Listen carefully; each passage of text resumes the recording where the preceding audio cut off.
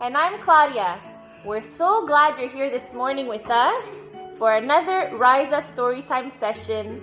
We will be reading a very special book today, and it's called Listening with My Heart, written by Gabi Garcia and illustrated by Ying Hui Tan. Now remember, boys and girls, listening with your heart feels good. It connects you to others and reminds you to be a friend to yourself. We hope you enjoy the story, and we'll see you again next time. Bye-bye. Bye-bye. Listening with My Heart, a story of kindness and self-compassion.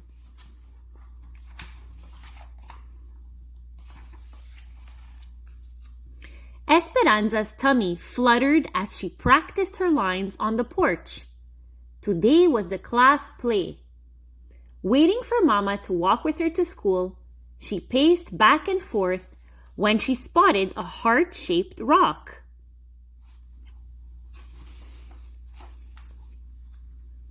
Esperanza picked it up and showed it to Mama as soon as she stepped outside. "I see you found a little treasure," said Mama. Esperanza rubbed its rough surface and felt a twinkle of joy. "Maybe it's a sign." "For what?" asked Mama. She thought about the class play later that afternoon, wondering what it would finally be like in the spotlight. "To put my heart into everything I do," she answered.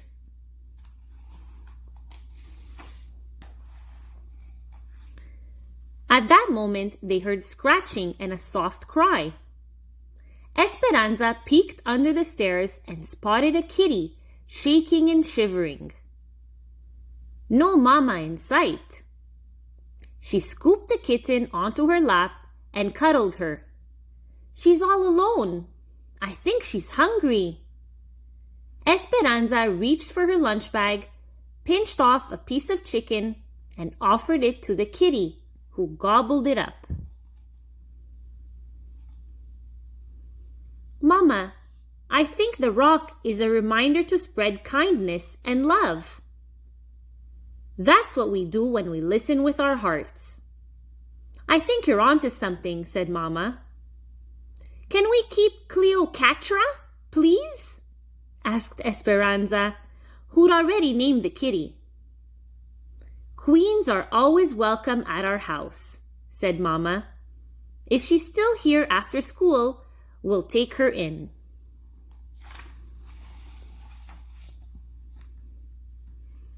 At school, Esperanza was more focused on the play than on math or reading.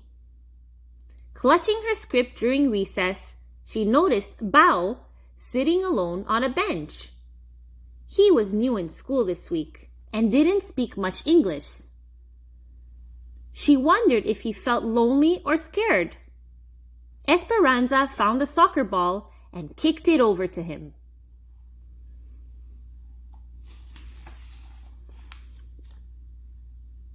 A smile spread across Bao's face. He stood, popped the ball in the air, then bounced it between his knee and his head a few times. "Dude's got moves," thought Esperanza. They spent recess giggling and making up hand signals.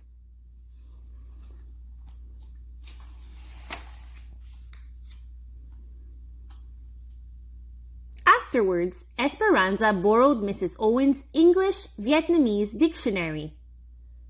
She wrote "friend" in Vietnamese, drew a picture of Bao and her, then put it on his desk. Esperanza rubbed the rock in her pocket. Listening with her heart made her feel peaceful inside. Finally, it was time for the performance. It was too late for Bao to be in the play, but he stood at Miss Owen's side as a stagehand. Excitement bubbled as Esperanza awaited her cue.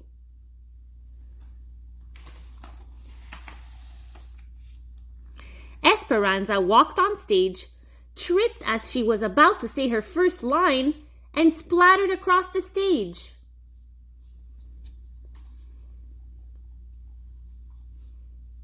When she got up, she forgot her lines, so Miss Owen whispered them to her from backstage.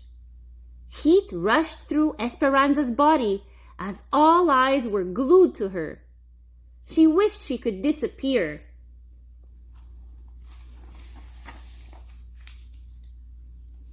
I ruined the play, thought Esperanza, rushing off stage as soon as she'd finished her part. I messed up in front of everyone.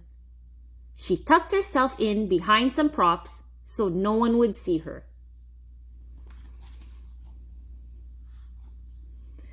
Esperanza noticed her body shaking and her face still burning. She took a deep breath and dug the rock out of her pocket. It was cracked and lopsided, just how she felt. Esperanza touched her hand to her heart and felt the disappointment.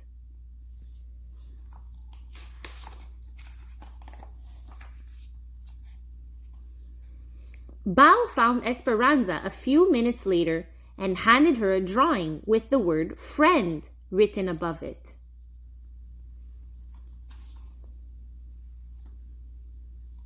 Esperanza nodded. She hadn't been treating herself like a friend.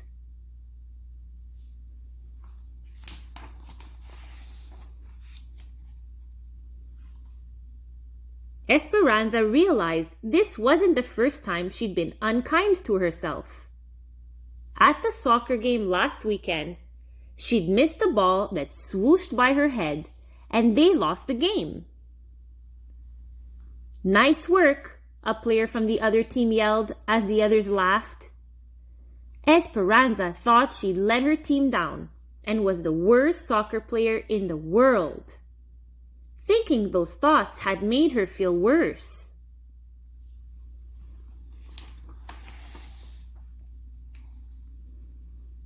At the curtain call, Esperanza reminded herself she hadn't ruined the play. She'd had an accident, and accidents happen to everyone.